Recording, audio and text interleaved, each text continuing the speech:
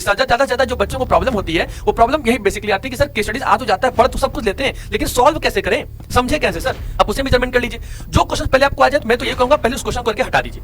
फिर उसके बाद जो क्वेश्चन आपको नहीं आ रहे हैं, फिर आप उसके ऊपर प्रॉपर तरीके से थोड़ा सा थिंकिंग करिए, सोचिए, विचार करिए। क्योंकि होता क्या है ना कि हम लोग पहले उन क्वेश्चन पे ज्यादा फोकस करते हैं जो हमें नहीं आता, और फिर पता क्या लगता है कि हमारे 1 घंटा 1.5 घंटा 2 घंटा ऑलरेडी क्या हो गया, वहां से निकल गए। तो 3 तरीके के बच्चों पे इंपॉर्टेंस आएंगे, और तीनों क्या करना है, आइडेंटिफाई करना है। तो केवल आइडेंटिफाई करने पे आपको मार्क्स मिल जाएंगे। तो बच्चों ये भी आपको 3 मार्क्स वाले क्वेश्चन में आ सकते हैं। तो यहाँ पे आपको बहुत डील करने की रिक्वायरमेंट नहीं है। आप कितने लोग होंगे जो यहाँ पे कोरिलेशन लिखने के बाद उसको एक्सप्लेन करना शुरू कर देंगे? भैया प्लीज ये गलती मत करिएगा।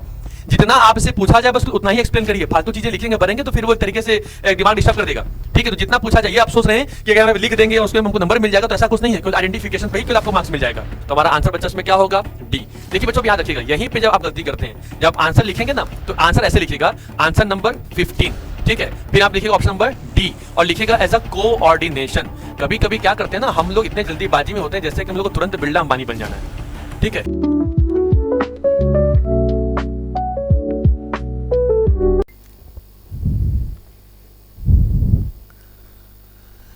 जय हिंद बच्चों, कैसे हैं आप सभी। मैं सौरभ उपाध्याय आप सभी का हार्दिक स्वागत और अभिनंदन करता हूं आपके अपने चैनल जी हां कॉमेट हब पे। तो बच्चों आज की वीडियो में हम लोग लेकर के आए हैं कुछ PYQ questions, chapter number 1 class 12 का बिजनेस स्टडीज का जो पहला चैप्टर है nature and significance of management, उससे रिलेटेड कुछ case based questions, MCQs question जिसमें मल्टीपल चॉइसेस क्वेश्चंस होंगे, और बेसिकली कुछ असर्शन रीजन और स्टेटमेंट वाले क्वेश्चन जो आपके CBSE बोर्ड को लेकर के बहुत ज्यादा इंपॉर्टेंट भी होने वाले हैं, और जो बेसिकली पिछले कई सालों में क्वेश्चन ये कई बार रिपीटेड किए जा चुके हैं, कई बार आ चुके हैं। तो आज हम लोग उन्हीं सारे कुछ क्वेश्चंस को सॉल्व करने वाले हैं, समझने वाले हैं कि how to solve case studies in proper way. क्योंकि ज्यादा से ज्यादा जो बच्चों को प्रॉब्लम होती है वो प्रॉब्लम यही बेसिकली आती है कि सर केस स्टडीज आ तो जाता है, पढ़ तो सब कुछ लेते हैं, लेकिन सॉल्व कैसे करें, समझे कैसे सर। पूरी की पूरी सर जो केस स्टडी दिखाई देती है वो पूरा का पूरा बस कुल दिखाई दे सर एक कहानी है। सर ऊपर पढ़ लेंगे कुछ और दिखाई देगा, बीच में पढ़ेंगे सर कहानी कुछ और होती है, और सर लास्ट में आगे कुछ और कह देता है, और सर लास्ट वाली लाइन को पढ़ करके हम लोग उसके आंसर कर देते हैं, फिर पता लगता है सर कि वो आंसर हमारे गलत है। तो भाई ये सारे जो हमारे जो मिस्टेक्स हो रहे हैं वो क्यों हो रहे हैं। तो आइए आज हम कुछ बेसिकली कुछ छोटे छोटे टॉपिक्स के रिलेटेड आज हम लोग ये वीडियो को प्रिपेयर करने वाले हैं, जानने वाले हैं। तो उम्मीद है कि आप इसे खूब अपना प्यार देंगे और कुछ क्वेश्चंस को अच्छे तरीके से समझने की भी कोशिश करेंगे। तो बिना किसी तरीके की बात इधर उधर किए हुए आइए शुरू करते हैं आज का वीडियो, जिसमें हम लोग पढ़ने वाले हैं जब कुछ केस स्टडीज क्वेश्चन को सॉल्व करेंगे और MCQ से रिलेटेड क्वेश्चन को भी। तो आइए शुरू करते हैं। भाई देखो बच्चों होता क्या ना कि आपको पता है कि हमारे पूरे के पूरे CBSE बोर्ड के स्केल में आप पहले इतना समझ लीजिएगा कि हमारे पास टोटल 34 क्वेश्चंस आते हैं। कितने क्वेश्चन आते हैं बच्चों, पहले याद रखिएगा कि हमारे पास टोटल 34 क्वेश्चंस होंगे जो CBSE हमसे पूछती है। ठीक, उन 34 क्वेश्चंस के अलावा बच्चों याद रखिएगा उस 34 क्वेश्चंस में क्या क्या होते हैं। तो देखिए बच्चों पहले बेसिकली क्या होता है, वो 20 MCQs क्वेश्चन पूछेंगे, जिसमें कुछ क्वेश्चन आपके मल्टीपल चॉइसेस से रिलेटेड होने वाले हैं और कुछ क्वेश्चन जो रहेंगे वो असर्शन रीजन से रहेंगे। ठीक है, फिर उसके बाद सर जो होंगे उसमें मैक्सिमम सर ये होंगे आपके 1 मार्क्स के। कितने क्वेश्चन होंगे बच्चों, याद रखिएगा वो आपका होगा एज अ 1 मार्क्स के। फिर बच्चों 4 आपके पास क्या होंगे, एज अ शॉर्ट आंसर आपसे पूछे जाएंगे। ठीक, ये कितने मार्क्स के बच्चे होंगे, एज 3 मार्क्स के। तो आप जब ऐड भी आप करते चले जाओगे तो आप देखोगे क्या चीज, देखो समझो अब यहाँ पे कितना हो गया, 20 मार्क्स इंटू 1 क्वेश्चन कितने हमारे हो गए, एज 20 मार्क्स के हो गए। ठीक बच्चों, अब आगे आइए, आपके पास जो 4 शॉर्ट क्वेश्चन होंगे 3 मार्क्स के होंगे। ठीक है, इसको भी कितना होंगे, तो 4 3 कितना हो गया, 12 मार्क्स के हमारे पास ये क्वेश्चन बन के प्रिपेयर हो जाएंगे। एक चीज प्लस जो 6 क्वेश्चंस हमारे पास आने वाले हैं बच्चों वो भी हमारे लिए शॉर्ट आंसर ही होने वाला है, लेकिन इसके जो मार्किंग होती है वो एज अ 4 मार्क्स की होती है। कितने की हो जाएगी, एज अ 4 मार्क्स की। तो आप कैलकुलेट कर लीजिए, 4 इंटू 6 कितना हो जाएगा बच्चों, एज अ 24 मार्क्स आपके ऑलरेडी यहां प्रिपेयर हो जाएंगे। अब जो लास्ट के जो 4 क्वेश्चन होते हैं वो जो आपके जो क्वेश्चंस बनेंगे बच्चों वो बनेगा एज अ आपका लॉन्ग क्वेश्चन। क्या बनेगा, लॉन्ग क्वेश्चन समझेंगे, और ये बेसिकली हमारे होते हैं 6 मार्क्स के। कितने के आएंगे, ये हमारे पास आएंगे एज अ 6 मार्क्स के क्वेश्चन। तो बच्चों आप इसको आप ऐड करोगे तो 6 4 कितना हो जाएगा, एज हो जाएगा 24 मार्क्स। और जब आप इनको जब ऐड करोगे तो 20 12 32 24 56 देन 24 80 मार्क्स। तो टोटल आपका जो बिजनेस स्टडीज का जो मेन आपका जो आने वाला आपके जो क्वेश्चन पेपर होंगे वो टोटल 80 मार्क्स के होंगे, जिसमें 34 क्वेश्चन आपसे कंटेन किया जाएगा। कितने किया जाएगा, 34 क्वेश्चन। और सबसे बड़ी बात प्रॉब्लम यहीं पे निकल के आती है कि सर सॉल्व पहले क्या करें, जो आता हो पहले वो कर लें या सर जो नहीं आता उसको ना करें। देखिए होता क्या ना बच्चों कि हम लोग कभी कभी देखिए आपके हर टीचर के और हर लोगों के बताने का तरीका थोड़ा सा अलग अलग होता है, लेकिन आप अपनी भी समझिए कि अगर मान लीजिए कि ठीक है जो क्वेश्चंस हमें आते हैं क्यों ना हम उसको पहले ही करके हटा लें। जैसे आपको अच्छे से पता है कि कुछ 20 एमसीक्यू क्वेश्चंस होंगे, तो पहले आप एमसीक्यू करके उसको 1 के आगे 2, 2 के आगे 3, 3 सब लिख कर नॉर्मली रख दीजिए। ठीक है, तो आप ऑलरेडी क्या करेंगे कि आप 20 नंबर के क्वेश्चंस ऑलरेडी पहले से पुटअप करके देख लीजिए। फिर 21 से 34 तक की जो क्वेश्चंस आपके पास आने वाले हैं उनमें आप ये देखिए कि सबसे पहले कौन से क्वेश्चंस आ रहे हैं। शॉर्ट्स में से हमें कितना क्वेश्चन आ रहा है, लॉन्ग वाले क्वेश्चन में हमें कितना आ रहा है, 4 मार्क्स वाले में हमें कितने क्वेश्चन हम अटेम्प्ट कर पा रहे हैं, कितने क्वेश्चन हम लेकर के आ पा रहे हैं, आप उसे मेजरमेंट कर लीजिए।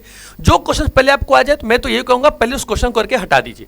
फिर उसके बाद जो क्वेश्चंस आपको नहीं आ रहे हैं फिर आप उसके ऊपर प्रॉपर तरीके से थोड़ा सा थिंकिंग करिए, सोचिए, विचार करिए। क्योंकि होता क्या है ना कि हम लोग पहले उन क्वेश्चन पे ज्यादा फोकस करते हैं जो हमें नहीं आता, और फिर पता क्या लगता है कि हमारे 1 घंटा, 1.5 घंटा, 2 घंटा ऑलरेडी क्या हो गया, वो वहां से निकल गए।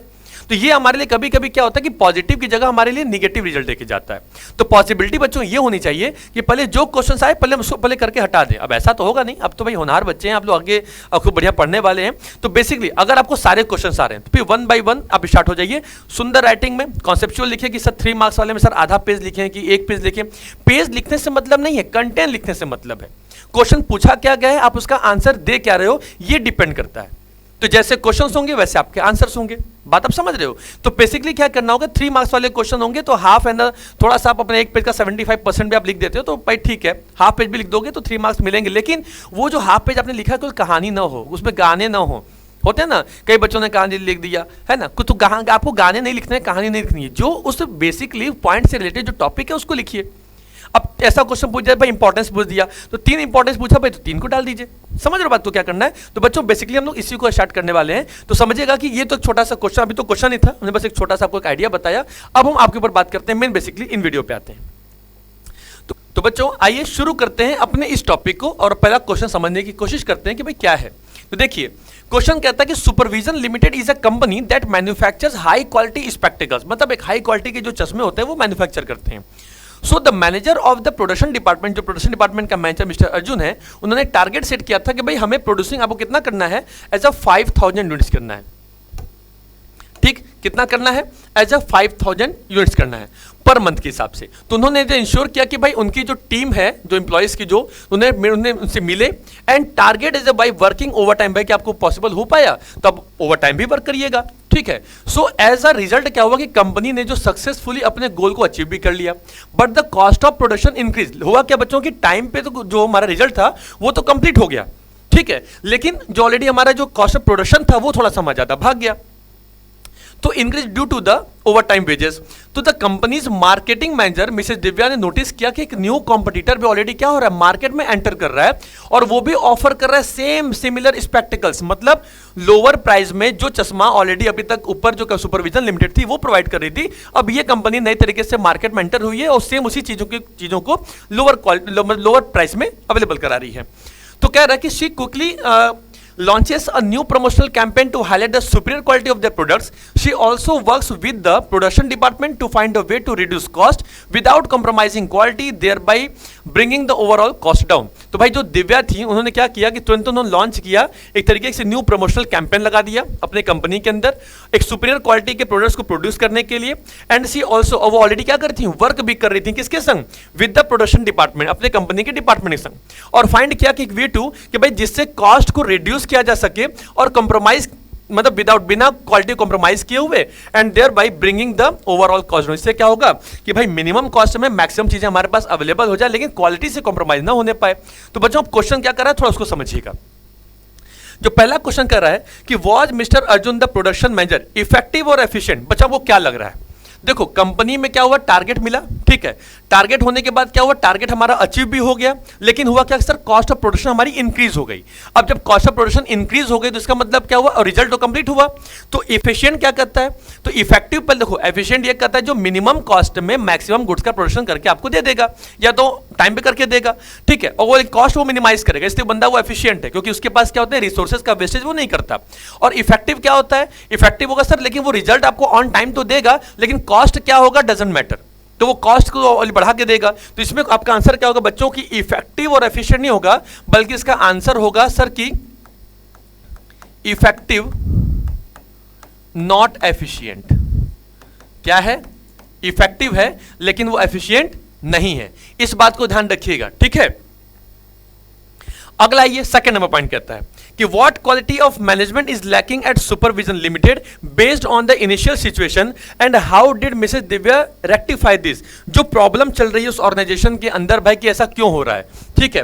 क्योंकि कंपनी में जो मिसेस दिव्या है वो नोटिस कर रही है, फिर वो एक तरीके से वो मीटिंग अटेंड करना चाह रही है, प्रोडक्शन डिपार्टमेंट के संग काम कर रही हैं, और किस तरीके से ये किया जाएगा कि भाई ऐसे कौन कौन सी चीज़ों को लेकर क्या है, जिससे कंपनी में क्या होगा कि लोग ऑलरेडी तरीके से मतलब एक मीटिंग कर देते हैं, वहाँ पर ये कोशिश करते हैं भाई कि मिनिमम कॉस्ट में मैक्सिमम गुड्स का प्रोडक्शन कैसे हो पाएगा। तो सर इसमें बस गलती बस कोई प्रोडक्शन डिपार्टमेंट की नहीं होगी, जितने सारे डिपार्टमेंट कंपनी के अंदर वर्क कर रहे हैं, या मैनेजर होगा, एम्प्लॉय होंगे, सबको एक साथ मिलकर काम करना होगा। तो सेकंड इसमें क्या बोला हुआ है कि व्हाट क्वालिटी ऑफ मैनेजमेंट, ठीक है, is lacking at Supervision Limited based on the initial situation. तो हाउ डिड मिसेस दिव्या, भाई तो काम करिए, सबको प्रॉपर तरीके से कोऑर्डिनेशन लेकर के आइए। किस में लेके आइए? As a coordination. जब सब लोग कोऑर्डिनेट होकर काम करेगा, जब कंपनी के इफेक्टिव गोल को अचीव करने के लिए काम करेगा, तो प्रॉपर तरीके से क्या होगा, इन चीजों से हम रेक्टिफाई कर सकते हैं। तीसरा क्वेश्चन क्या कहता है बच्चों कि which characteristic of management is highlighted by the competitors entry into the market. तो भाई समझो इसमें क्या है, भाई आपको पता है कि अब मैं भी कंपनी में काम कर रहा हूं, ठीक है, और मान लीजिए कि आपका कॉम्पिटिटर वो भी तरीके से आ गया और सेम आपके तरीके का ही मार्केट में गुड्स लेकर के आ रहा है, लेकिन वो फर्क इतना है कि सब मेरी हाई क्वालिटी की थी तो प्राइसेस ज्यादा थे, वो लोअर क्वालिटी, तो क्या पता, वो क्वालिटी तो हमने देखा नहीं, बस इतना पता लगा कि वो लोअर प्राइसेस में लेकर के गुड्स को आ रहा है। तो इसमें सबसे बड़ी बात क्या है कि बच्चों, तो कौन सा है, तो आपको पता है जब नया कॉम्पिटिटर जब मार्केट में एंट्री कर रहा है तो कौन सा आएगा, तो आपको पता होना चाहिए कि मैनेजमेंट हमारा क्या है, मैनेजमेंट। आप बताइए इसका आंसर क्या होना चाहिए, ऐसे डायनेमिक फंक्शन। क्यों? क्योंकि हमेशा सर चीजें बदलती रहती हैं, ठीक है। तो अब हम पहले जब काम कर रहे थे अपने लेवल पे कि भाई ठीक है मार्केट में हमारा कोई कॉम्पिटिटर नहीं था, तो अपने तरीके से गुड्स को प्रोड्यूस कर रहे थे। अब जब पता लगा कि कॉम्पिटिटर्स आ गया तो सर कुछ ना कुछ तो शॉर्टेज हमारे भी ऑलरेडी क्या होगा, प्रोडक्ट पे होगा, आएगा ना। तो चीजें क्या हो गई, तो हमने अब उसके हिसाब से काम करना शुरू कर दिया, तो चेंजेस तो आएंगे। तो मैनेजमेंट क्या हो गया हमारा, ऐसे यहाँ पे होगा डायनेमिक फंक्शन होगा, ठीक है। चलिए आगे आते समझते हैं। Identify and state the two dimensions of management बताइए जहां Mrs Divya handled when launching the promotional campaign and working with the production department. भाई समझिए इसमें कह रहा है कि आपको आइडेंटिफाई करना है और स्टेट बताना है टू डायमेंशंस के बारे में, किसके, मैनेजमेंट के बारे में, जहां मिसेस दिव्या हैंडल कर रही है लॉन्चिंग द प्रमोशनल कैंपेन को एंड वर्किंग कर रही है विद द प्रोडक्शन डिपार्टमेंट के संग संग में। तो बच्चों याद रखिएगा इसमें टू डायमेंशंस निकल के आएंगे। पहला काम करना है ना, तो पहला क्या होगा, मैनेजमेंट ऑफ वर्क। क्या होगा आपको याद होगा, काम करवाना है, प्रमोशनल टेक्निक करवानी है, और किससे कराना है, पीपल से। तो अगला हमारे पास क्या डायमेंशन आ जाएगा बच्चों, as a management of people. ठीक बच्चों, इस तरीके से अगर आपके पास कोई क्वेश्चन अगर निकल के आते हैं तो याद रखिएगा इसमें बस कोई पूछा था इफेक्टिव एफिशिएंट, आपने वो बता दिया। इसमें क्वेश्चन पूछा था कि what quality of management is lacking at Supervision Limited पूछा था, और how did Mrs Divya rectify this, तो कोऑर्डिनेशन होगा, तो इसके जरिए आप बता सकते हैं। एक्सप्लेन करने को नहीं बोला था तो मैं एक्सप्लेन करने में बहुत ज्यादा फोकस करने वाले नहीं है। तीसरा कह रहा है कि इसमें कौन सा कैरेक्टरिस्टिक्स मैनेजमेंट का था जो हाईलाइटेड किया गया था, तो बच्चों इसमें भी आपको एक्सप्लेन करने को नहीं बोला हुआ है, उसको हाईलाइट खाली करने के लिए बोला हुआ है। आपने हाईलाइट कर दिया क्या कि management is a dynamic function. कौन सा फंक्शन था, डायनेमिक फंक्शन। और ये कह रहा है कि आइडेंटिफाई करना है और स्टेट करना है टू डायमेंशंस के बारे में, तो आपने बता दिया क्या, एक है मैनेजमेंट ऑफ वर्क के बारे में और दूसरा क्या है मैनेजमेंट ऑफ पीपल के बारे में। और बच्चों ये जो क्वेश्चन होता है ये क्वेश्चन हमारे पास पूछा जाता है एज अ 4 मार्क्स में। कितने पूछा जाएगा, 4 मार्क्स पूछा जाएगा। तो याद रखिएगा यहां पे लिखा है बच्चों आइडेंटिफाई लिखा है एंड स्टेट लिखा है, तो आप आइडेंटिफाई कर लिए management of work and management of people के बारे में, और फिर आप उसे क्या करेंगे, आप दोनों को आइडेंटिफाई भी कर देंगे। स्टेट बोला हुआ तो मतलब को आइडेंटिफाई करना ही करना है। Is it clear? तो आगे वाले क्वेश्चन बढ़े, अब इसको आप डीलिंग खुद से कर लीजिएगा, ठीक है। चलिए अगले क्वेश्चन बढ़ते हैं बच्चों, एक बार इसका आप स्क्रीनशॉट ले लीजिए।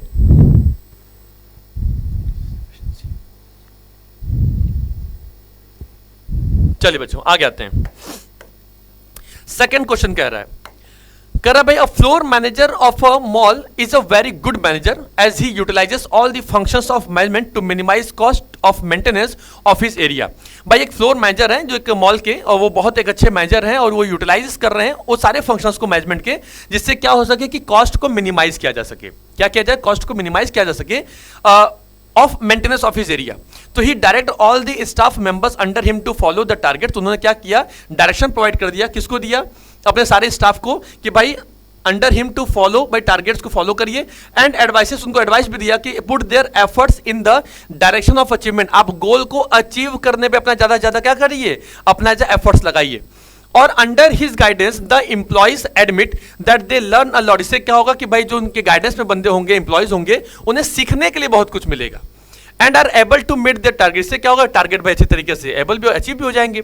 तो this has led to the increase in their salaries. इससे क्या होगा बच्चों भाई कि ये लीड करेगा भाई कि आपकी सैलरी भी इंक्रीज होगी। तो आपको आइडेंटिफाई करना है बच्चों importance of management highlighted above. अब जो इस क्वेश्चन में एज अ हाईलाइटेड करने के लिए बोला हुआ, क्या कि जो पॉइंट आपने हाईलाइट किया उसमें जो आपको हाईलाइटेड लग रहा है उसके हिसाब से आपको बताना होगा मैनेजमेंट के फंक्शन के बारे में। किसके बारे में बताना होगा, मैनेजमेंट के फंक्शन के बारे में। तो आइए बच्चों इसका लिखते हैं पहले, इंपॉर्टेंस ऑफ मैनेजमेंट।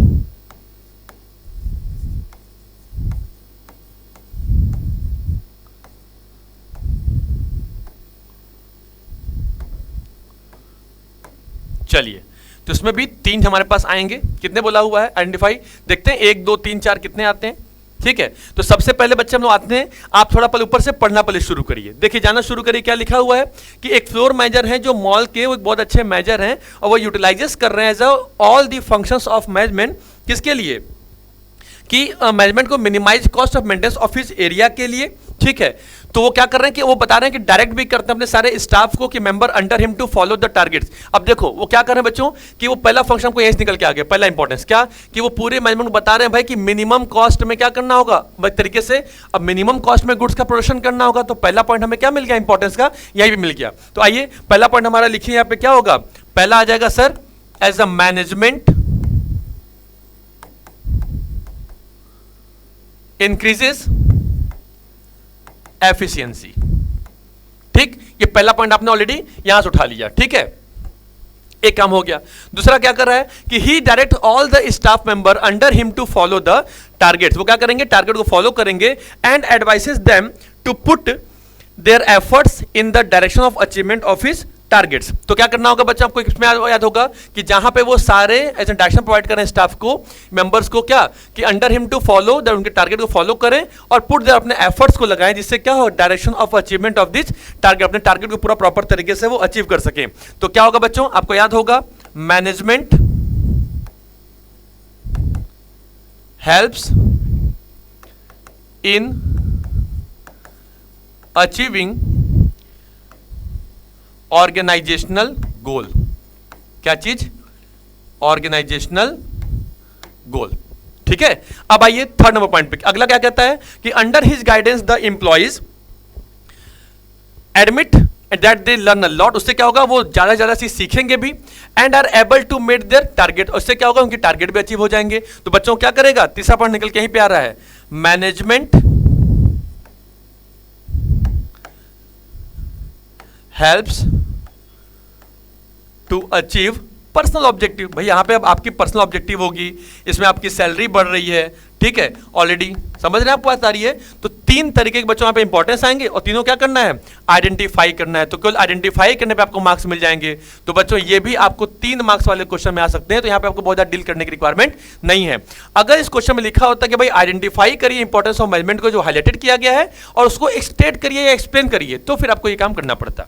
ठीक है, आगे बढ़ें, चलिए आइए थर्ड नंबर पे, इसको आप एक बार स्क्रीनशॉट लीजिए तो आगे बढ़ते हैं। फिर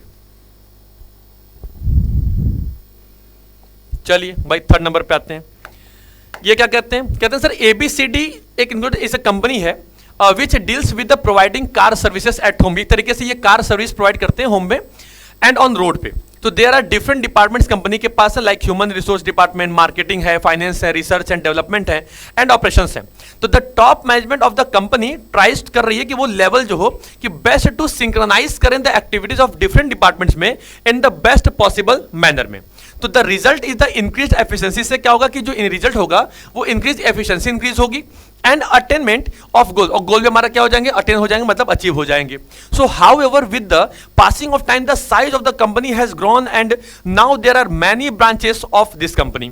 तो the synchronisation has turn more important with the increase in the size of the company and the number of employees.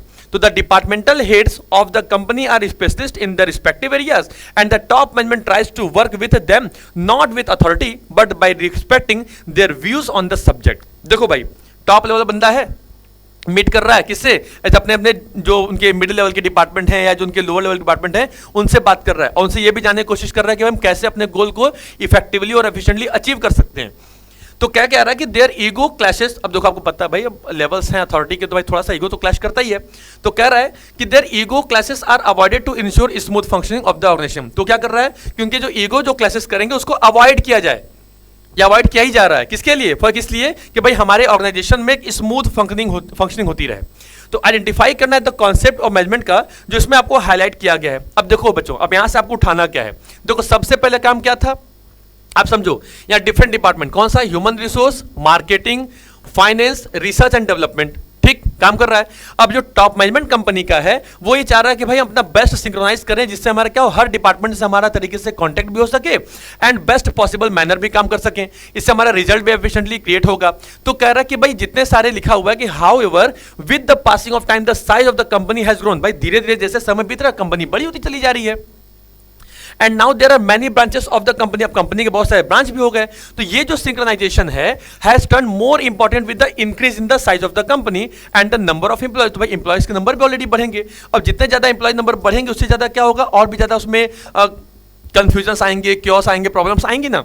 तो the departmental heads of the company are specialist in the respective areas. तो departmental head के पास क्या है, company के पास specialist है अपने respective area के, और टॉप मैनेजमेंट चाहता है कि हम उनके संग बैठ के बात करें। तो बच्चों कह रहा है कि आप इसमें आइडेंटिफाई करिए, क्या इसमें आपको जो कॉन्सेप्ट बताई दे रहा है, लिखा है ना, identify the concept of management highlighted above. तो सीधा सा बंदा भाई कि हर कोई बंदा एक दूसरे से बात करने की सोच रहा है, टॉप लेवल मिडिल लेवल से, मिडिल लेवल टॉप लेवल से, स्पेसिफिक बैठे हुए हैं।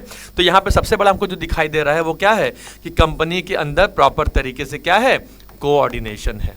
क्या होगा, तो हमारा जो पहले लिखा कॉन्सेप्ट लिखा हुआ मैनेजमेंट का, वहां पे क्या हो रहा है, कोऑर्डिनेशन, एक दूसरे से मिलकर काम कर रहे हैं। ठीक है, टॉप लेवल अपने ईगो को साइड में रख करके बस स्मूथ फंक्शनिंग के लिए वर्क कर रहा है।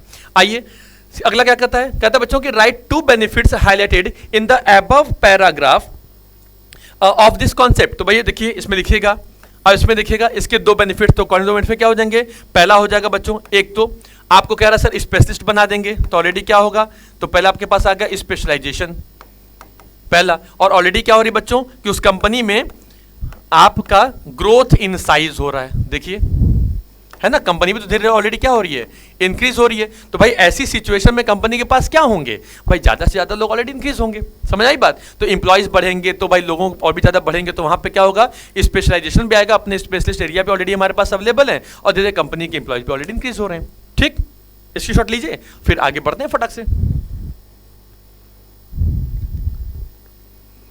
चलिए बच्चों आगे आते हैं। 4 नंबर पॉइंट कहता है,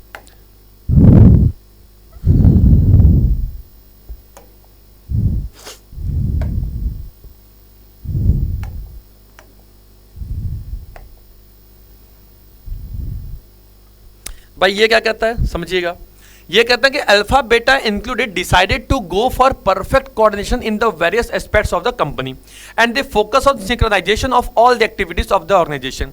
So for this they know coordination will be the key to at the stage of thinking of what is to be done throughout the year, and they decided to take into consideration the harmony between the goals of the organization and those of the individual departments. So when they hire employees they pay them only after evaluating their worth in terms of how efficient they are. So finally when the last month of production comes they time and again check the deviations between the set targets and the actual production done. तो भैया इसमें आपको identify करना ही करना, बताना भी होगा भाई कंपनी तरीके से कि इसमें क्या क्या चीजें निकल के हमारे पास आ रही हैं। ठीक है, तो देखिए इसमें क्या लिखा हुआ है, अब इसको भी समझने की पहले कोशिश करते हैं, जानते हैं कि क्या होगा।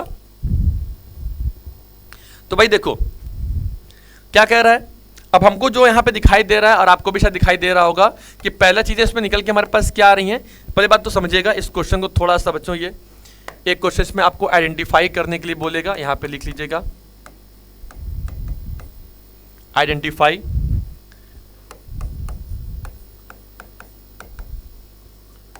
Functions of management.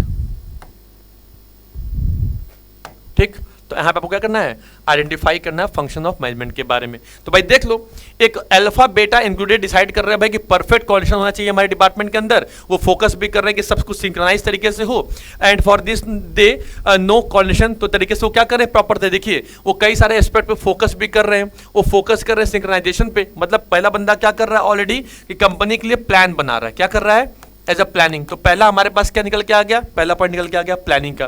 दूसरा क्या करा बच्चों कि at the stage of thinking of what is to be done, क्या करना है कैसे करना है पूरे ईयर में, तो they decide to take into consideration the harmony between the goals of the organisation and those of the individual department. तो भाई हर डिपार्टमेंट के अंदर बीच में क्या हो, एक हार्मनी भी क्रिएट हो और प्रॉपर तरीके से काम भी किया जाए। तो इसके लिए वो लोग हायर करते हैं कुछ इंप्लॉइज को। किसको हायर करते हैं बच्चों, वो इंप्लॉइज को हायर करते हैं। भाई अब इंप्लॉइज जहां हायर होंगे वहां पे हमारा क्या निकल के आ जाएगा, वहां सर आ जाएगा स्टाफिंग, है ना, finding the right person having the right qualification at the right time for the right job, that's called staffing. तो ऑलरेडी क्या कर रहा है बंदा, भाई हायर कर रहा है।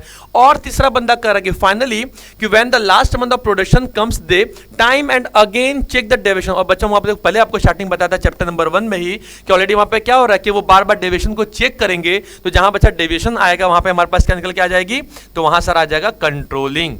क्या आ जाएगा हमारे पास, तो आ जाएगा कंट्रोलिंग। तो हमने क्या आइडेंटिफाई कर लिया, हमने फंक्शन ऑफ मैनेजमेंट में इन तीनों चीजों को आइडेंटिफाई कर लिया।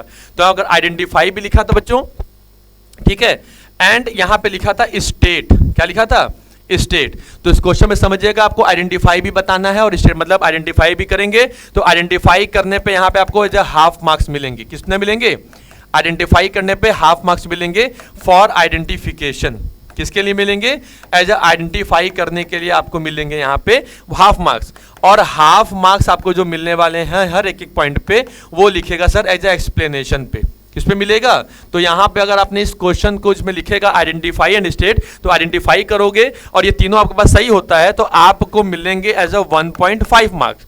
और अगर आपने आइडेंटिफाई के संग अगर आपने उसको एक्सप्लेन भी कर दिया तो टोटल आपको जो मिलेंगे वो मिलेंगे कितने, एज अ वो मिल जाएंगे सर 3 मार्क्स मिलेंगे। कितने मिलेंगे, 3 मार्क्स मिलेंगे। इज इट क्लियर, फटाक से इसको स्क्रीनशॉट लेने का, फिर हम आगे बढ़ते हैं। चलिए अगला कहता है बच्चों, क्या कह रहा है, कह रहा है कि in a country named Wonderland acting is considered as a profession, so whoever has to become an actor has to read books written about acting. These books tell the nonsense of acting and without reading these books of one can't be considered as an actor. So to judge the ability of an actor in examination is conducted किया गया and then a degree is assigned to the qualified persons who can they act in film. जो film में act कर सके तो भाई उसके पास कुछ ना कुछ क्वालिफाइड पर्सन उनके पास भी होनी चाहिए, मतलब उनके पास नॉलेज होना चाहिए। तो there is also a body which provides membership to all actors. तो एक तरीके से उनके पास क्या है, एक बॉडी भी ऑलरेडी उनके पास है जो प्रोवाइड करेगी मेंबरशिप के लिए। And there are about 30,000 actors in Wonderland who are compulsorily members of this. Already क्या है, सोचिए कि उनके पास ऑलरेडी 30,000 एक्टर्स ऑलरेडी वंडरलैंड के पास हैं जो कंपल्सरीली मेंबर हैं। And what are the 3 features of profession. देखिए सीधी से पहले स्टार्ट समझ में आ गया भाई कि प्रोफेशन में चल रहे हैं बंदे, वहां पे तरीके से एक्टिंग करने के लिए एक्टर की रिक्वायरमेंट होगी। तो कह रहा बच्चों कि इस फीचर को बताइए प्रोफेशन का जो यहाँ पे हाईलाइट किया गया है, और आइडेंटिफाई भी करना होगा उसको एज अ फीचर के संग संग में। तो जहां जहां पे जो पॉइंट लिखा है बच्चों तुमको फीचर करना होगा। तो प्रोफेशन का हमारे पास क्या होना चाहिए, तो आइए 3 फीचर्स के बारे में लिखिए।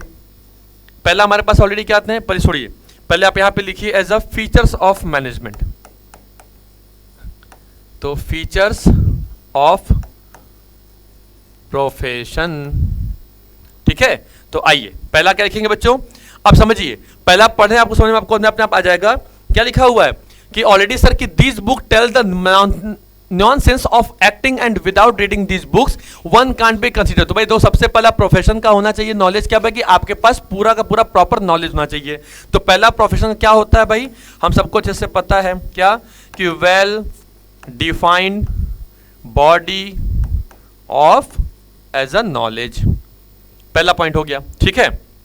अब आइए सेकंड नंबर पॉइंट पे हमारे पास क्या कहता है बच्चों, सेकंड हमारे पास कहता है भाई कि हर जो बंदा ऑलरेडी हमारे कंपनी में आएगा जो क्वालिफाइड पर्सन होगा, क्या होगा, वो ऑलरेडी एक तरीके से वो उसको एग्जामिनेशन भी पास करना पड़ेगा। तो एक तरीके से समझ लीजिए कंडक्ट कराया जाएगा। तो रिस्ट्रिक्टेड एंट्री है, क्या हमारे पास है, तो बिना भाई इसके तरीके से कोई बंदा हमारे कंट्री के अंदर एंट्री नहीं ले सकता कंपनी में।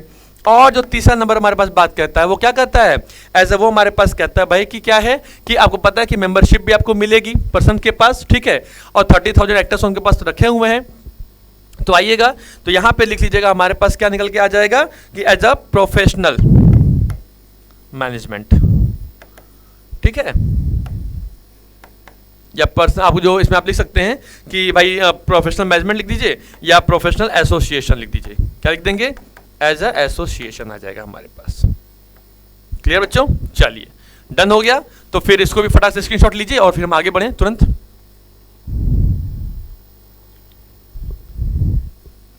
चलिए अगला क्या कहता है भाई, अगला कहता है सर कि एक प्रेसी medicine was a world level medicine है जो मैन्युफैक्चरिंग करती कंपनी, जो मेडिसिन मैन्युफैक्चर करती है, ठीक है, और however recently it's fame had come down under the impact of resignations put 4/2 of its departmental heads. तो भाई बहुत सारे जो डिपार्टमेंट जो 4/2 चल रहे थे, जो आधे थे छोड़ के चले जा रहे थे, तो this departmental heads were experts in their field. लेकिन जो डिपार्टमेंटल हेड छोड़ के गए हैं कंपनी को, वो अपने फील्ड के एक्सपर्ट थे, मतलब मार्केट एक तरीके मान लीजिए कि मास्टर थे। तो one was leading the marketing department and the other was a scientist of repute who headed the manufacturing department. In the top level management meeting, it was found that such departmental heads who were specialists in their areas can't be tackled by unity of command. So they were egoistic as they were specialists. एक तरीके से भाई ego भी तो आ जाता है कभी कभी, ठीक है। तो एक तरीके से पता लगा भाई कि यूनिटी ऑफ कमांड भी टैकल नहीं कर पा रहे थे प्रॉपर तरीके से, एंड देवर इगोइस्टिक थे, एंड देवर जैसे एज देवर स्पेसिस्ट थे। तो after the meeting things started to change for the organisation. तो ये पता लगाया गया भाई कि ऑर्गेनाइजेशन को चेंज किया जाए, as all the departments started to work with one single target of giving the company its lost fame.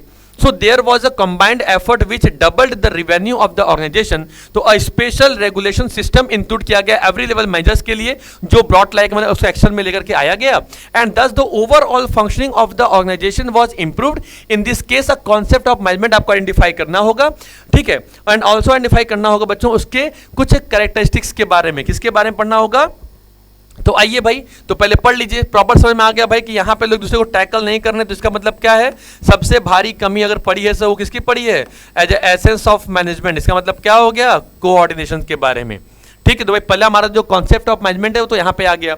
अब वो कह रहा है कि भाई अब आपको आइडेंटिफाई करना होगा सर से कुछ कैरेक्टरिस्टिक्स के बारे में। किसके बारे में, कैरेक्टरिस्टिक्स के बारे में। तो आइए भाई इसको पटाख से कर लेते हैं। अब आइए यहाँ पे लिखिए, जब फीचर्स भी उसको हम लोग बोलते हैं, क्या कहते हैं, फीचर्स। अब आप देखिए इसमें समय आपको अपने आप आ जाएगा कि आपको क्या लिखना होगा। देखिए पहला बात क्या है कि सबको एक तरीके से पूरे यूनिटी में काम करना होगा। तो पहला इसमें जो फीचर आप लिखेंगे क्या लिखेंगे, as a unity of action, पहला काम। दूसरा क्या होगा बच्चों कि ये रिस्पॉन्सिबिलिटी है कि भाई बस खाली जो डिपार्टमेंटल हेड होंगे बस वही काम नहीं करेंगे, ये responsibility of all the managers, सबकी ये रिस्पॉन्सिबिलिटी है भाई कि सबको मिलके कंपनी के लिए काम करना होगा और एक दूसरे संग कोऑर्डिनेट करके चलना होगा। तो याद रखिएगा यहाँ पे आपको इस केस को, मैनेजमेंट को जो मिस हो रहा है उसको आइडेंटिफाई करना है। तो आइडेंटिफाई करने पर आपको हाफ मार्क्स मिल जाएंगे। इन दोनों को अगर आप डील करेंगे तो ही आपको ऐसा एक और एक मिला के 2 मार्क्स मिलेंगे। मतलब यहाँ पे अगर आपको आइडेंटिफाई करते हो तो हाफ मार्क्स, एक्सप्लेन करोगे तो हाफ मार्क्स, टोटल मिला के 2 करेंगे तो 2 × 2 हमारे पास आ जाएगा, 2 × 1 = 2 आ जाएगा। तो टोटल बच्चों ये भी हमारे पास कितने मार्क्स का क्वेश्चन था, 3 मार्क्स के क्वेश्चन थे। अब कितने लोग होंगे जो यहाँ पे कोऑर्डिनेशन लिखने के बाद उसको एक्सप्लेन करना शुरू कर देंगे। भैया प्लीज ये गलती मत करिएगा, जितना आपसे पूछा जाए बस उतना ही एक्सप्लेन करिए। फालतू चीजें लिखेंगे भरेंगे तो फिर वो एक तरीके से दिमाग डिस्टर्ब कर देगा, ठीक है। तो जितना पूछा जाए, ये आप सोच रहे हैं कि अगर हम लिख देंगे और उसके हमको नंबर मिल जाएगा, तो ऐसा कुछ नहीं है। केवल आइडेंटिफिकेशन पे ही केवल आपको मार्क्स मिल जाएगा, ठीक है। तो इस चीज को थोड़ा सा अच्छे से फोकस करिए, इसकी शॉट लीजिए, आगे बढ़ते हैं तुरंत। चलिए बच्चों आगे आते हैं। क्या कहता है भाई समझिएगा, कह रहा है White Camel Sports Limited has recently given job to 2 employees, देते हैं राजेश, मतलब समझिए व्हाइट कैमल स्पोर्ट्स लिमिटेड है और रिसेंटली वो जॉब दे रही है 2 एम्प्लॉयज को। Rajesh work experience as Rajesh is a bit older and had worked in MNC earlier, काम कर रहे थे वहां पे। तो however both are paid equally, तो भाई दोनों को पेमेंट बराबर किया गया था। Every person in the department knows that Rajesh is more efficient than Suresh. Suresh और राजेश में जो राजेश के पास दिमाग ज्यादा है, तो definitely they see a mismatch in the salaries and the efficiencies of the employees in the company. तो the marketing department of the same company has this year a set a monthly target of 10,000 units of sports item to be sold. So in the month of March 6,000 items were sold and the deviation was 4000 units आया, समझिए 10,000 का target था, 6,000 निकल के पास sold हो पाए और 4,000 का डेविएशन निकल के आ जाता है। तो in the month of April 8,000 units were sold and the deviation was 2,000। अब जो अगले अप्रैल में जब किया गया मंथ ऑफ अप्रैल में कि 8,000 यूनिट सेलिंग हुई तो डेविएशन 2,000 का निकल के आ जाता है। कहता भाई despite this deviation no effort is being made to track the performance of the company to minimise the gaps. तो in the above case which two function of management बताइए हैव बीन डिस्कस, जो यहां पे तरीके से क्या किया गया, प्रॉपर तरीके से हमारे पास एज अ डिस्कस किया गया हुआ है। ठीक है, तो आइए पहले बात समझिएगा, ऑलरेडी 2 बंदों को हायर कर रहा है तो पहला हमारे पास क्या निकल के आ जाता है, पहला जो फंक्शंस ऑफ मैनेजमेंट हमारे पास निकल के आता है, क्या आता है भाई, फंक्शंस ऑफ मैनेजमेंट। तो भैया इसमें हमारे पास 2 ही चीज निकल के आती है। पहला क्या, जब हम हायर कर रहे हैं किसी को तो ऑलरेडी हमारे पास क्या निकल के आ रहा है, स्टाफिंग। और जो दूसरा हमारे पास क्या निकल के आ रहा है बाबू, समझिएगा कि ऑलरेडी हमारे पास क्या कर रहे हैं कि वहां पे डेविएशंस निकाल रहे हैं। तो जहां पे डेविएशंस आएगा वहां पे कौन आएगा, एज अ कंट्रोलिंग आएगा, है ना। तो यहाँ पे चीज निकल के आएंगी। अब कह रहा है भाई कि अब बताइए कि which two function management a very important concept of management has also been overlooked, जो आपको दिखाई दे रहा है। तो भाई बस देखो यहाँ पे क्या हो रहा है कि डेविएशंस निकाले जा रहे हैं, तो ऑलरेडी डेविएशंस क्यों आ रहा है, तो इसका मतलब भाई कि जो efficiency of the employees company की काम कर रहे हैं। अब राजेश और राकेश में ऑलरेडी क्या हो रहा है, प्रॉपर तरीके, सुरेश में एक प्रॉपर मिसमैच हो रहा है भाई कि सैलरी को लेकर सारे एम्प्लॉइज ऑलरेडी एक तरीके से बात कर काम कर रहे हैं। तो एक तरीके से क्या है कि कोई बंदा सैलरीज को ज्यादा देकर के क्या कर रहा है, दूसरे से काम करना पसंद नहीं कर रहा है। भाई देखो उसके पास एफिशिएंसी ज्यादा है, वो ज्यादा अच्छे तरीके से ताकत है और उसके पास दिमाग ज्यादा है, भाई काम करो सर, पैसा काम उसी से कराओ, तो बाकी लोग तरीके से डीमोटिवेट हो जाते हो। कंपनी में जो सबसे बड़ी बात निकल के आ रही है वो किसकी निकल के आ रही है बच्चों, एज अ सेकंड नंबर जो हमारे पास जो कॉन्सेप्ट निकल के आ रहा है वो कॉन्सेप्ट हमारा क्या होने वाला है, वो कॉन्सेप्ट बच्चा हमारा है एज अ कोऑर्डिनेशन का। किसका होगा, एज अ कोऑर्डिनेशन के। क्लियर, आगे बढ़े, स्क्रीनशॉट लेना हो तो लीजिए फटाक से, फिर आगे बढ़ते हैं।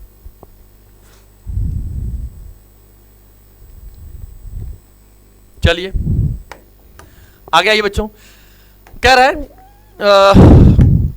After finishing her BBA degree course Rani gets a job of an assistant manager पाती है भाई रिटेल कंपनी में through the reference of her अपने कजन के रेफरेंस से, जो उनकी तरुणा है, जो who works in the same company में काम करती हैं एज सीनियर मैनेजर के पोस्ट पे।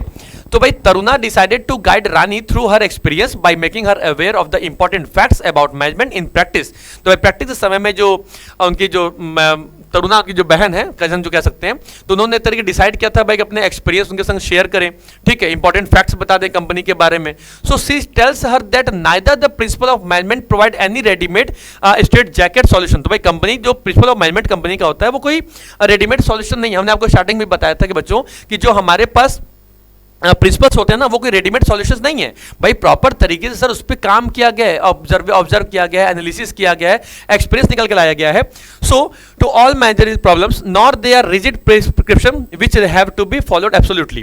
तो बच्चों आपको आइडेंटिफाई करना है 2 features of principle of management के बारे में जो मेंशन किया गया कंपनी में, and why do the principle of management not provide readymade straight jacket solution to all the managers के लिए। तो भैया आइए इसमें पहले हम लिख देते हैं एज अ 2 फीचर्स के बारे में।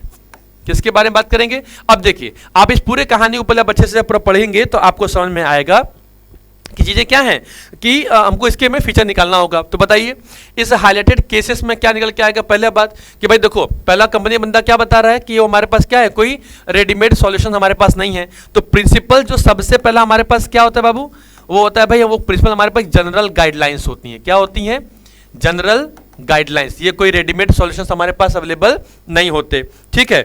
और दूसरा हमारे पास क्या होता है कि बच्चों एज अ प्रिंसिपल जो होता है वो क्या लिखा हुआ है, देखिए रिजिड प्रिस्क्रिप्शन लिखा हुआ है। तो रिजिड मतलब क्या, तो भाई वो एक तरीके रिजिड नेचर का नहीं है, क्या है वो हमारे पास एज अ फ्लेक्सिबिलिटी है। क्या है, फ्लेक्सिबल कह सकते हैं इसको आप।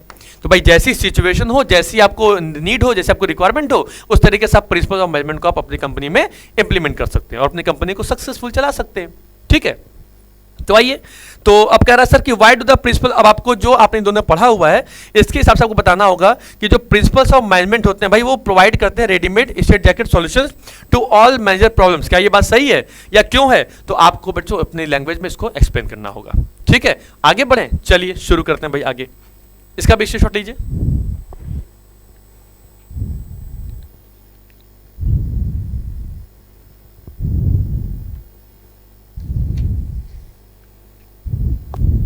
चलिए बच्चों आगे आते हैं।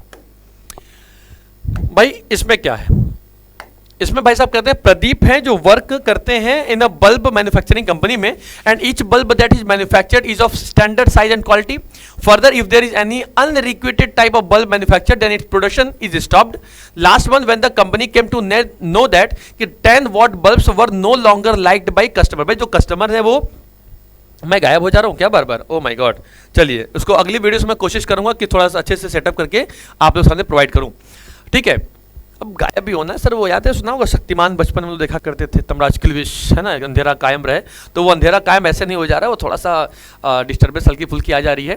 ठीक है, तो उसको थोड़ा अलग तरीके से मत देखिएगा, तो समझने की कोशिश करेगा. नेक्स्ट वीडियो में हम लोग सारी प्रॉब्लम को दूर भी कर लेंगे. अपना मेन फोकस इस वीडियो में खाली क्या है, एज अ क्वेश्चंस को सॉल्व करने का. ठीक है, तो आइए उस पर ज़्यादा मेहनत करते हैं. और कह रहा है कि sir he works in the purchasing department. His job is to purchase the filaments required to make bulbs. So this time when he purchases the filament, he gets the instruction from the seller that some special care needs to be taken in the first hour of fixing the filaments inside the bulb. भाई bulb को बनाते समय as कुछ ना कुछ को requirement चाहिए.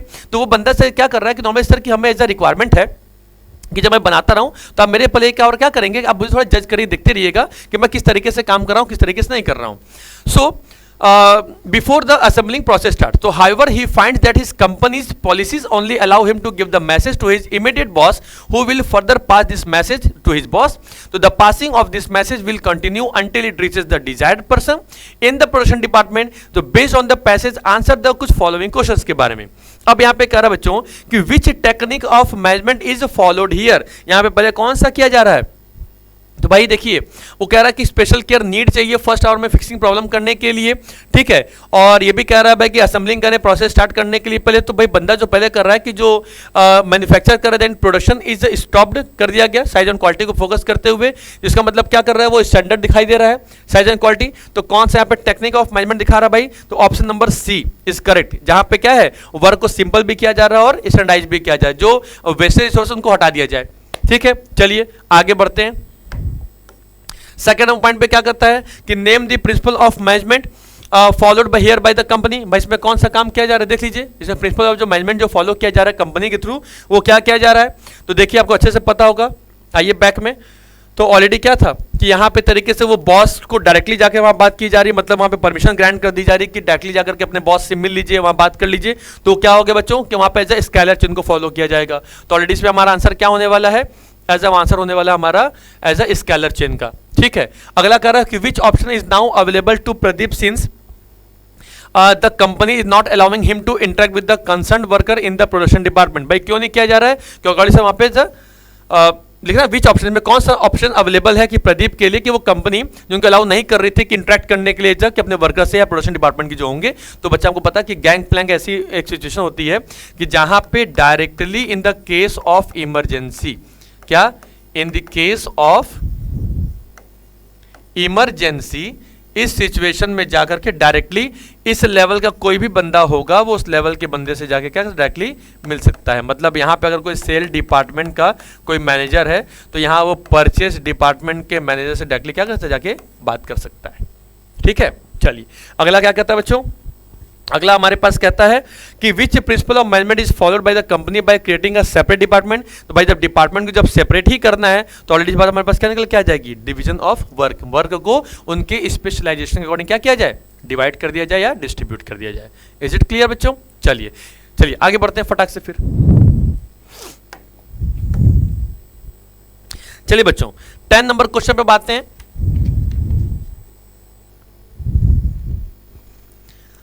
भाई देखो 10वां क्वेश्चन क्या कहता है, कहता है रीड द फॉलोइंग स्टेटमेंट. अब बच्चों कुछ हम लोग इसमें असर्शन रीजन वाले क्वेश्चंस भी करने वाले हैं. वो क्या कह रहा है, कह रहा है assertion the supervisory level performs the activities according to the plans of top and middle level management. तो भाई देखो यहाँ पे जो काम कहा जा रहा है वो कह रहा है, सेशन कर रहा है कि जो सुपरवाइजरी लेवल है वो परफॉर्म करती है activities according to the plans के अकॉर्डिंग जो टॉप लेवल और मिडिल लेवल ने बना के दिया है. ठीक है, और रीजन क्या कहता है कि the supervisory level motivate the employees and boost their moral. तो भैया यहाँ पे देखिए, यहाँ पे सुपरवाइजरी लेवल क्या कर रहा है, फॉलो कर रहा है रूल्स को, और यहां पे क्या कर रहा है सुपरवाइज लेवल मोटिवेट, मतलब तरीके से वो गाइड कर रहा है.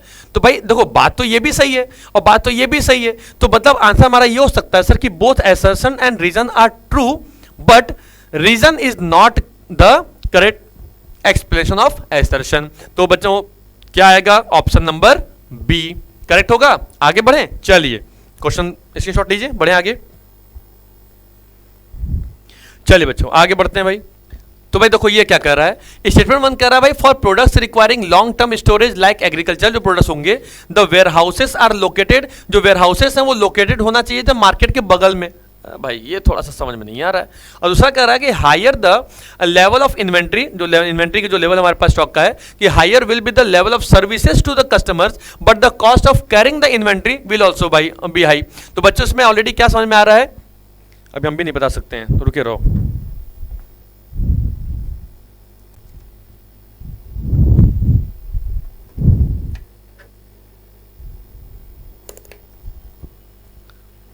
तो देखिए बच्चों 11 नंबर क्वेश्चन क्या कर रहा है कि for products requiring long term storage like agriculture products the warehouse are located near to the market. कह रहा है भाई कि जो एग्रीकल्चर प्रोडक्ट्स हैं जो लाइक स्टोरेज के लिए, भाई आजा इधर, कहाँ गया, हाँ जी।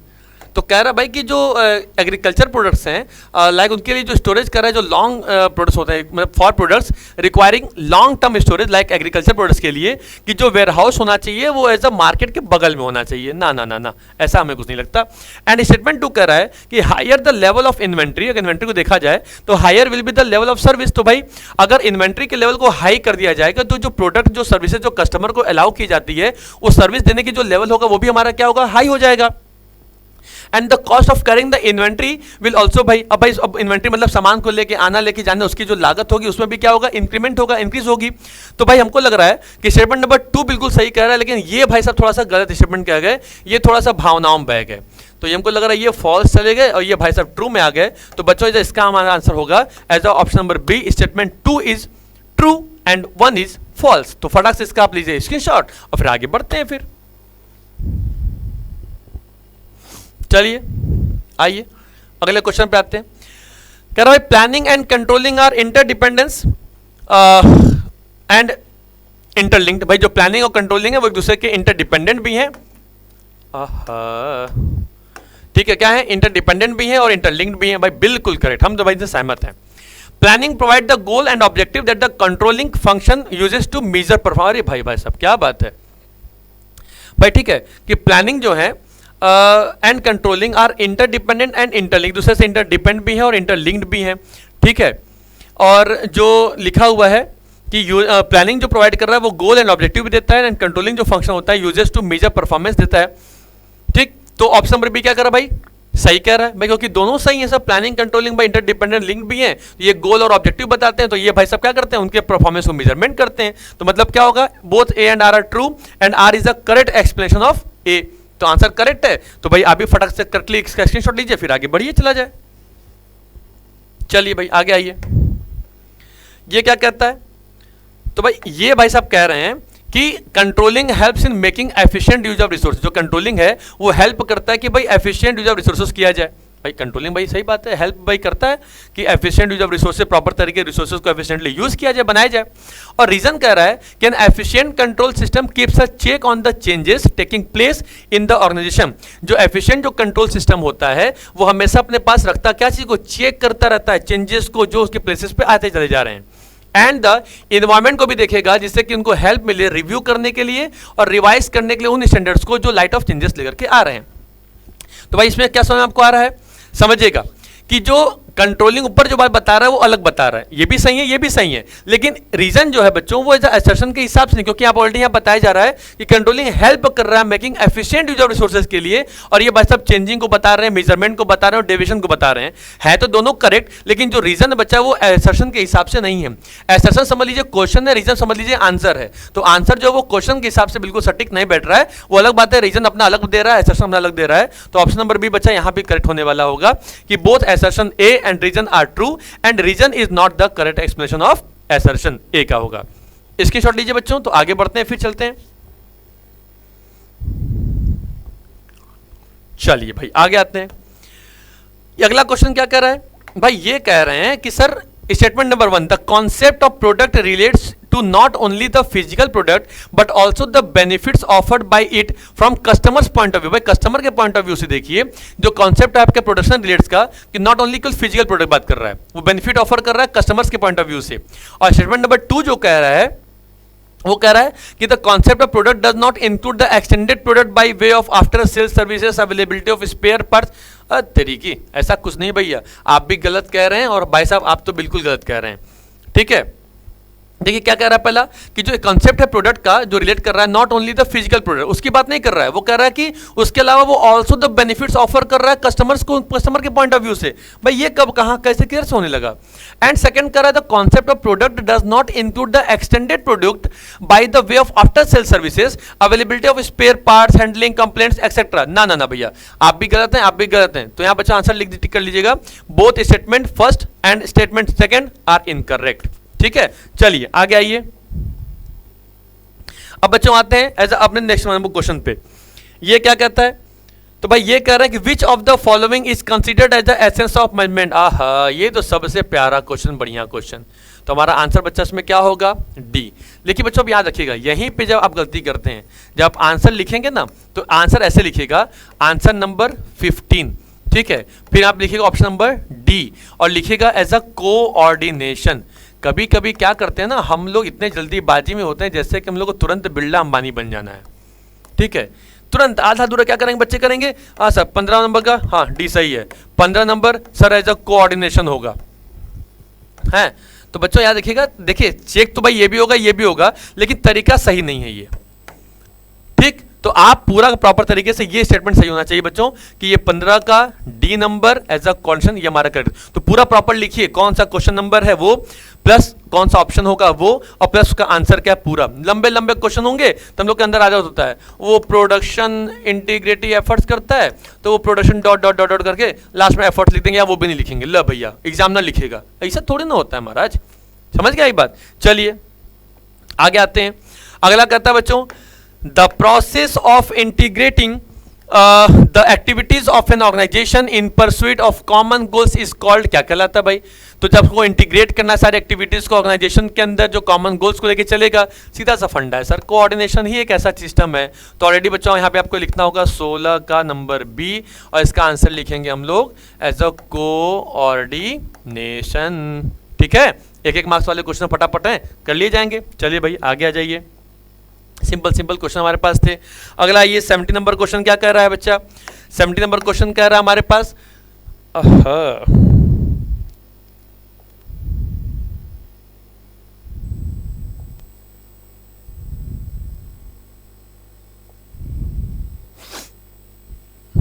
कुछ तकनीकी खराबी आई है, उस तकनीकी खराबी को हम लोग दूर कर लेते हैं बच्चा। ठीक है,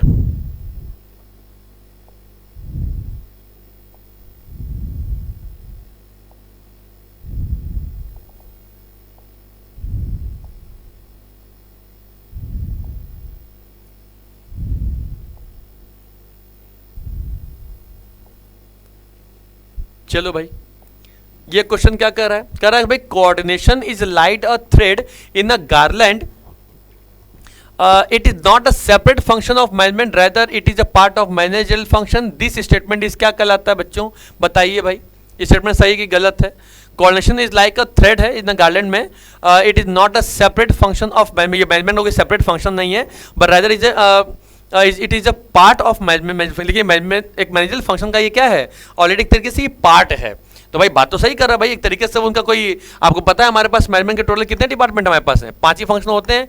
कौन कौन सा हमारे पास होता है, एज अ प्लानिंग होता है हमारे पास, ऑर्गेनाइजिंग होता है, डायरेक्टिंग हमारे पास आ जाएगा, कोई बात नहीं इसके पहले स्टाफिंग होता है पता हमको है, यहाँ पे स्टाफिंग हो जाएगा, और अगला क्या हो जाएगा, कंट्रोलिंग हो जाएगा। भाई तो यहाँ पे कॉन्स्टेंट कहाँ है, नहीं है ना, तो कॉन्स्टेंट हमारे पास क्या है, एक तरीके से वो हमारा एसेंस है, मतलब एक तरीके से आप समझ लीजिए कि हमारे मैनेजमेंट की आत्मा है कोऑर्डिनेशन। कौन है, तो कोऑर्डिनेशन हमारे पास होगा। तो भाई स्टेटमेंट क्या है, बिल्कुल से सही करेक्ट है एकदम, हाथ लगा दीजिए। क्या करेंगे, तो 17 का नंबर सी एज आंसर लिखेंगे ट्रू। ठीक है, डन, आगे बढ़ा जाए फिर। चलिए अगली कहानी पे आते हैं सर, लास्ट कहानी हमको लग रहा है ये, हाँ लास्ट ही होगा ये कहता है सर कि when is a manager said to be efficient, when is a manager is said to be efficient. When he complete work, भाई मैनेजर कब कहेगा भाई कि आप एफिशिएंट हैं? तो जब आप कंप्लीट कर लेंगे वर्क ऑन टाइमिंग पे, व्हेन ही वर्क्स एज पर बजट के हिसाब से काम करेंगे, बोथ ए एंड बी, या when he completes a work at minimum cost. हाँ भैया ये वाले हिसाब भैया जो है डी नंबर, तो यहाँ पे लिखेंगे 18 का जो डी नंबर हमारा होगा, तो यहाँ लिखेंगे पूरा when he completes a work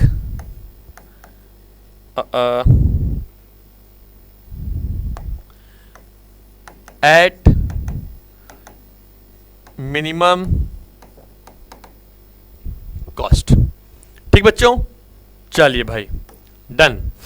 तो बच्चों आज की वीडियो में हम लोगों ने टोटल 18 क्वेश्चन सॉल्व किए, जिसमें हम लोगों ने कुछ अच्छे अच्छे केस स्टडीज के बारे में पढ़ा, एसेशन रीजन वाले क्वेश्चन को भी सॉल्व किया, और बेसिकली हम लोगों ने कुछ एमसीक्यू क्वेश्चन भी छोटे मोटे देख लिए। अब बच्चों हम लोग नए चैप्टर में अब आएंगे, आगे बढ़ेंगे, जिसका नाम होगा chapter number 2 principal of management में। तो उसके भी कुछ पीवाईक्यूज क्वेश्चन लेकर के आते हैं, कुछ अच्छे अच्छे क्वेश्चन प्रिंसिपल के बेसिस पे, टेलर के, फ्यूल के लेकर के आएंगे, और उसमें वो और इंटरेस्टिंग होगा और मजेदार होगा। तब तक बच्चों आप स्वस्थ रहिए, मस्त रहिए, व्यस्त रहिए, और ये वीडियो को खूब देखिए और खूब अच्छे से समझिए, पढ़िए। फिर मिलते हैं नेक्स्ट वीडियो में बच्चों, अपना ध्यान रखिए। जय हिंद, जय भारत।